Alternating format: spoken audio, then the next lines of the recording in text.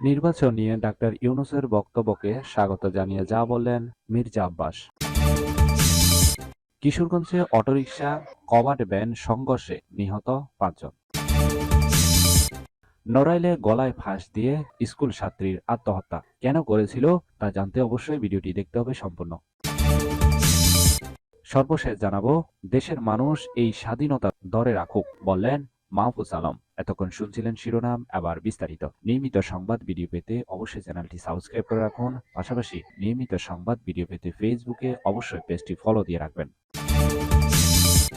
নির্বাচন নিয়ে ডাক্তার ইউনূসের বক্তব্যকে স্বাগত জানিয়ে যা বললেন মির্জা আব্বাস।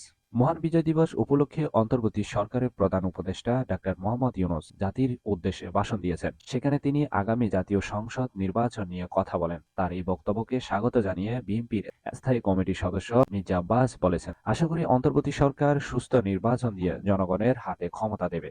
মহান বিজয় দিবস উপলক্ষে বিএনপির প্রতিষ্ঠাতা ও সাবেক রাষ্ট্রপতি জিয়াউর রহমানের সমাধিতে ফুল দিয়ে শ্রদ্ধা জানাতে গিয়ে তাৎক্ষণিক প্রতিক্রিয়া তিনি কথা বলেন। নির্বাচনের জন্য অপেক্ষা করতে রাজি আছি, সংস্কার হবে, তবে যুগ যুগ ধরে অপেক্ষা করতে রাজি নয়। দেশের অর্থনৈতিক অবস্থা খারাপ, এসব কিছুর জন্য রাজনৈতিক সরকার দরকার, নির্বাচনের রোড ম্যাপ দরকার। উপদেষ্টাদের উদ্দেশ্যে তিনি বলেন, রাজনৈতিক নেতাদের সম্মান দিয়ে কথা বলতে হবে। এ সময় বিএনপি ক্ষমতায় যেতে নয়, সাধারণ মানুষের অধিকার আদায় করতে চায় বলেও মন্তব্য করেন বিএনপির এই সিনিয়র নেতা।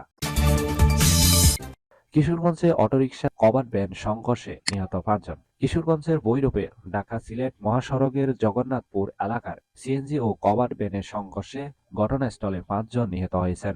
ঘটনার পর কভার্ড ভ্যানের চালক পালিয়ে যায়। নিহত ৫ জনের মধ্যে ২ জনের পরিচয় পাওয়া গেছে। সিএনজি চালক শাহীন ও যাত্রী রাজন, তাদের বাড়ি রায়পুরা উপজেলার পিরিককান্দিতে। আর বাকি ৩ জন নারীর পরিচয় এখনো পাওয়া যায়নি। পুলিশ ও প্রত্যক্ষদর্শীরা জানায়, নরসিংদী নলকুটি এলাকা থেকে সিএনজি সহ দুটি কভার ভ্যান ভৈরবের উদ্দেশ্যে আসছিল। কভার ভ্যান দুটি ভৈরবের জগন্নাথপুর ব্রিজ অতিক্রম করার সময় ওভারটেক করতে গিয়ে একটি কভার ভ্যানের ধাক্কায় আরেকটি কভার ভ্যানের মধ্যে ঢুকে যায়। এতে ঘটনাস্থলে সিএনজি চালক সহ ৫ জনের মৃত্যু হয়। ঘটনার সত্যতা নিশ্চিত করে ভৈরব হাইওয়ে থানার অফিসার ইনচার্জ মোহাম্মদ সাজু মিয়া জানান, নিহতদের মধ্যে চালক সহ ২ জনের পরিচয় পাওয়া গেছে। এছাড়াও বাকি ৩ জনের পরিচয় এখনো পাওয়া যায়নি।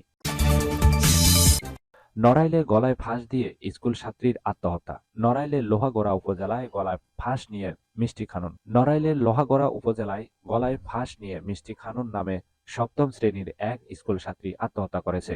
উপজেলার পাচুরিয়া পূর্বপাড়া গ্রামে এ আত্মহত্যা ঘটনা ঘটে। মুঠোফোনে ঘটনার সত্যতা নিশ্চিত করেছেন লোহাগড়া থানা পুলিশের ভারপ্রাপ্ত কর্মকর্তা ওসি মোহাম্মদ আশিকুর রহমান। মিষ্টি খানুন ওই গ্রামের সজীব শেখের মেয়ে ও স্থানীয় একটি স্কুলে ৭ম শ্রেণীর ছাত্রী ছিল। পুলিশ ও স্থানীয় সূত্রে জানা গেছে, মিষ্টি নামে ওই স্কুল ছাত্রী তার মায়ের সঙ্গে অভিমান করে নিজ ঘরে গলায় ফাঁস নেয়। এরপরে ঝুলন্ত অবস্থায় তাকে দেখতে পায় পরিবারের লোকজন। পরে তাকে উদ্ধার করে লোহাগড়া উপজেলা স্বাস্থ্য কমপ্লেক্সে নিয়ে গেলে জরুরি বিভাগের দায়িত্বরত চিকিৎসক মৃত ঘোষণা করেন। তবে কি নিয়ে অভিমানে সে আত্মহত্যা করেছে তা জানা যায়নি।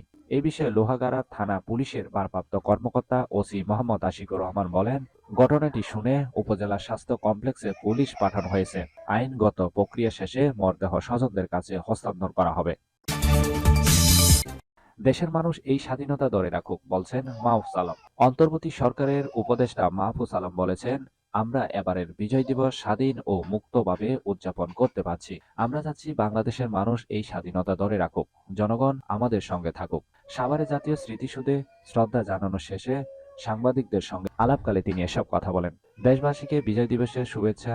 শহীদ, আহত এবং যারা বিভিন্ন উপায়ে বাংলাদেশের স্বাধীনতা সংগ্রামে অবদান রেখেছেন এবং জুলাই গণ অভ্যুত্থানে অবদান রেখেছেন, সবাইকে শ্রদ্ধা ও সালাম। তিনি বলেন, ৭১-এর পর আমরা একটা মুজিববাদী ব্যবস্থার ভেতর দিয়ে গিয়েছি।